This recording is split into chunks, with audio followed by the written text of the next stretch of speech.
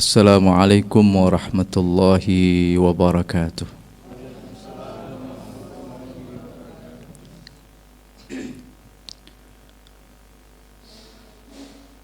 Assalatu wassalamu alayka ya sayyidi ya Rasulullah.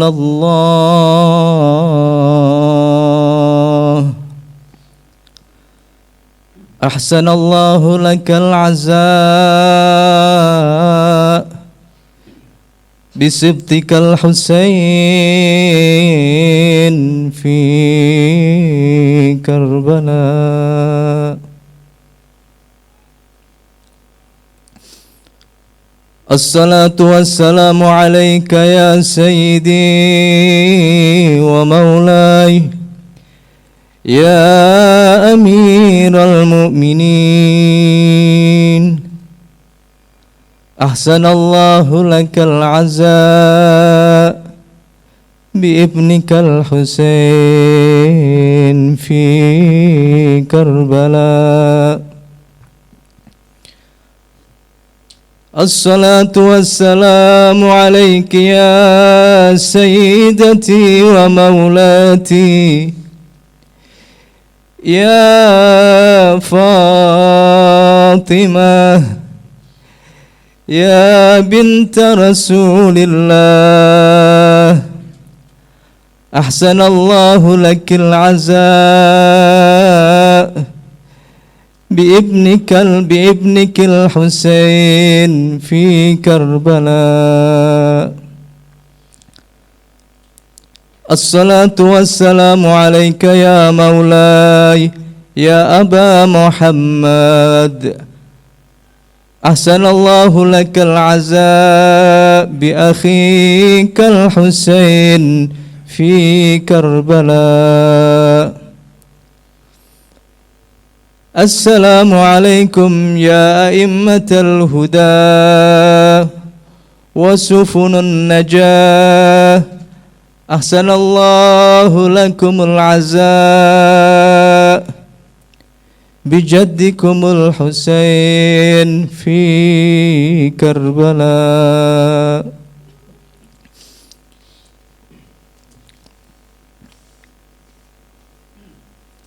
Ya Rasulullah, kami turut berduka. Kami sampaikan bela sungkawa dari hati yang paling terdalam atas musibah besar yang dihadapi oleh cucu tersayangmu, ya Amirul Mukminin, ya Ali bin Abi Thalib. Kami berduka atas syahadah yang menyayat-nyayat kalbu putra kesayanganmu Abu Abdillahil Husain alaihissalam,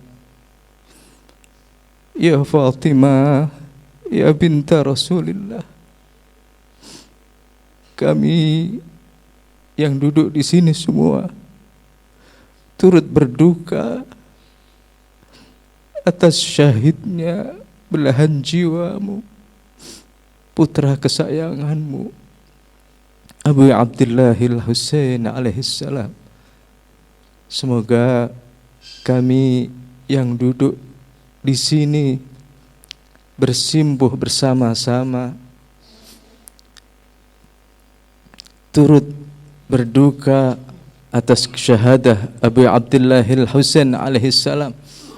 Semoga apa yang kami laksanakan di sini tercatat sebagai bagian daripada bukti cinta kita kepada Abu Abdillahil Husain alaihissalam.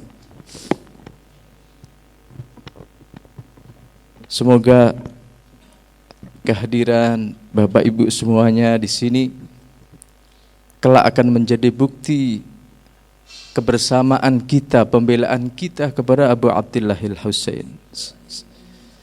Sebesar apapun yang bisa kita lakukan, bisa kita laksanakan, semoga Allah mencatatnya sebagai bagian daripada kebersamaan kita, pembelaan kita, dan sebagai bukti daripada bahwa kita berwilayah kepada Abu Abdillahil Husain alaihissalam. Semoga langkah Bapak Ibu semuanya dari tempat kejauhan, dari manapun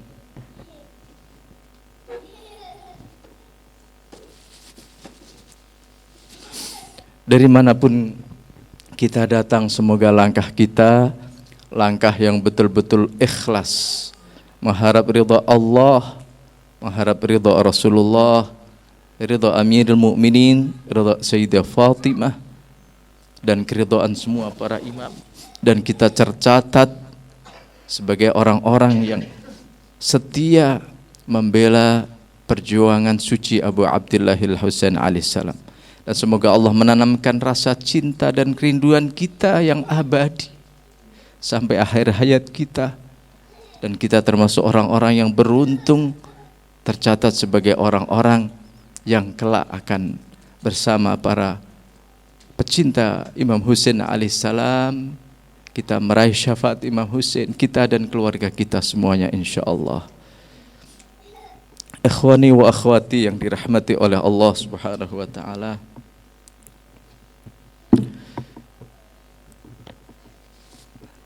Saya tadinya ingin membahas tentang falsafah pelaknatan. Kenapa kita mesti melaknat para pembunuh Imam Husain alaihissalam? Tetapi di sini juga saya ingin membahas tadinya tentang Imam Husain sebagai manifestasi Rasulullah Shallallahu Alaihi Wasallam. Dua hal yang sebenarnya sangat menurut saya adalah sangat penting untuk kita bersama-sama ketahui. Ya, tapi saya di sini melihat waktunya kira-kira, biar saya bisa menyesuaikan. Satu 1 jam. Baik, kalau gitu saya akan sampaikan hal ini karena saya melihat hal ini adalah hal yang penting. Ya, sebenarnya dua-duanya bagi saya itu adalah sangat penting sekali, karena di akhir-akhir ini sering kita mendengar dari orang-orang yang tidak memahami tentang revolusi suci Imam Husain alaihissalam. Mereka menebarkan fitnah, ya. Mereka menebarkan suara-suara sumbang, yang suara-suara itu kalau didengar oleh orang-orang awam bisa membawa kesalahan dalam berpikir.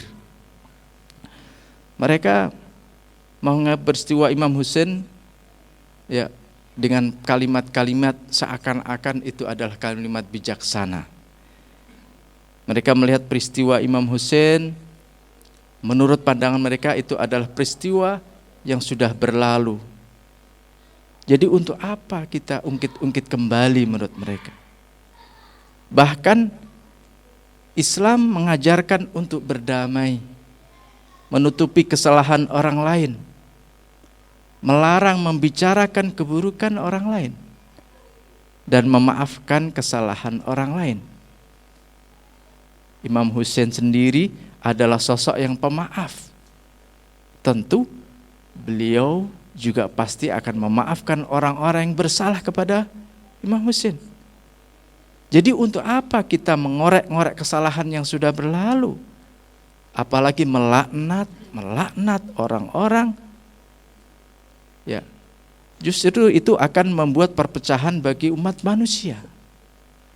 Ya, ini adalah suara-suara yang terus didengung-dengungkan oleh musuh-musuh Islam. Orang-orang yang mengaku sebagai umat Rasulullah mendengungkan suara seperti itu, di mana suara ini ketika sampai ke tengah masyarakat bisa jadi ini dianggap benar oleh mereka. Maka ini perlu bagi kita tahu, ya, kita harus mengetahui jawaban untuk pemikiran-pemikiran yang tidak benar itu seperti apa. Ya, menurut saya ini adalah sangat penting untuk disampaikan bagi kita semuanya. Kita harus tahu, kita harus bisa mengcounter, harus bisa memberikan jawaban atas tuduhan-tuduhan yang tidak benar tersebut. Tadi ya, itu seakan-akan mencerminkan pemikiran yang bijaksana, pemikiran yang arif, yang tentunya orang-orang awam yang belum mempelajari tentang esensi perjuangan dan revolusi Imam Husain bisa jadi akan terjebak oleh pemikiran-pemikiran yang salah seperti ini. Ya, mungkin orang-orang awam berpikir, oh ya benar juga ya. Benar juga ya, kenapa kita mesti harus mengungkit-ungkit kembali peristiwa yang sudah lalu? Kenapa kita mesti harus membuka kembali peristiwa-peristiwa yang sudah sekian ratus tahun sudah berlalu? Apakah kita tidak lebih baik menghapus saja? Itu kan sudah lalu sudah. Apakah kita tidak lebih baik menjadi seorang mukmin yang pemaaf?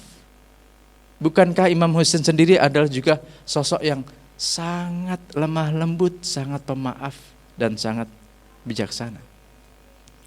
Seperti itu. Ini seakan-akan ucapan yang bijaksana, ucapan yang luar biasa. Ini luar biasa. Menyesatkan luar biasa, menyesatkan masyarakat. Dan suara ini sungguh akan memadamkan api revolusi Imam Husain yang sudah sedemikian rupa Imam mengorbankan segala sesuatu yang dimiliki oleh Imam. Bukan hanya diri Imam Husain, bukan hanya harta benda, bukan hanya keluarga, bahkan segala sesuatu yang dimiliki oleh Imam Husain, Imam Husain telah korbankan semuanya demi tegaknya revolusi kesucian, revolusi yang akan terus berkorbar sampai akhir masa. Namun revolusi Imam Husain, ketika ya ada suara-suara seperti tadi, ya dari orang-orang yang tidak memahami tentang revolusi Imam Husain, orang bisa kemakan oleh pernyataan seperti itu. Untuk itu ya Bapak Ibu semuanya, ini penting sekali, ya, sangat penting sekali. Menurut saya ini sangat penting sekali. Apalagi sekarang di sini kita hidup di Indonesia, kita hidup di tempat yang semuanya serba terbuka, dan langkah orang-orang yang ingin memperkenalkan keluarga suci Nabi dijegal sana sini.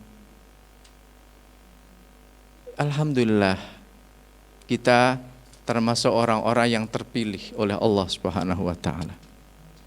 Sekali lagi Bapak Ibu semua yang dirahmati oleh Allah, kita harus sangat bersyukur kepada Allah Subhanahu wa taala, karena tidak semua orang jiwanya bisa terbuka dan terisi oleh kecintaan kepada Abu Abdillah al-Husain. Tidak semua orang begitu mendengar tentang apa yang terjadi pada Abu Abdillah al-Husain, jiwanya tergugah.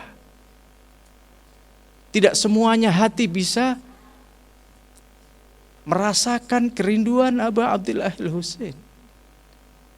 Dan subhanallah, alhamdulillah, itu semuanya adalah karena fadl, anugerah dari Allah Subhanahu wa taala, taufik dari Allah Subhanahu wa taala. Kalau bukan karena taufik Allah, mustahil kita bisa duduk di sini dan kita bisa merindukan Abu Abdillahil Husain alaihissalam. Untuk itu ini adalah nikmat yang besar. Sekali lagi nikmat yang sangat besar.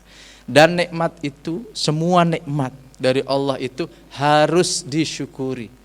Kalau tidak disyukuri, nikmat itu lama-kelamaan akan menjadi padam. Lama-kelamaan akan menjadi sirna. Maka Bapak Ibu semua yang dirahmati oleh Allah, terkadang kita melihat, ya, terkadang kita berjumpa ada 1-2 orang yang dahulunya jiwanya menggelora, kecintaan kepada Ahlul Bait luar biasa. Namun terkadang sebagian orang lama-kelamaan rasa itu menjadi mengecil, lama-kelamaan menjadi biasa saja. Dan lama-kelamaan bisa menjadi menjauh dari Ahlul Bait. Dia memilih hidup, saya mau biasa-biasa saja. Saya tidak mau terlalu ekstrem. Jadi kecintaan kepada Imam Hussein, kedekatan kepada Ahlul Bait dianggapnya sebagai sesuatu yang ekstrem. Ini adalah kesalahan berpikir. Kenapa bisa seperti itu? Karena tadi nikmat yang besar tadi tidak disyukuri.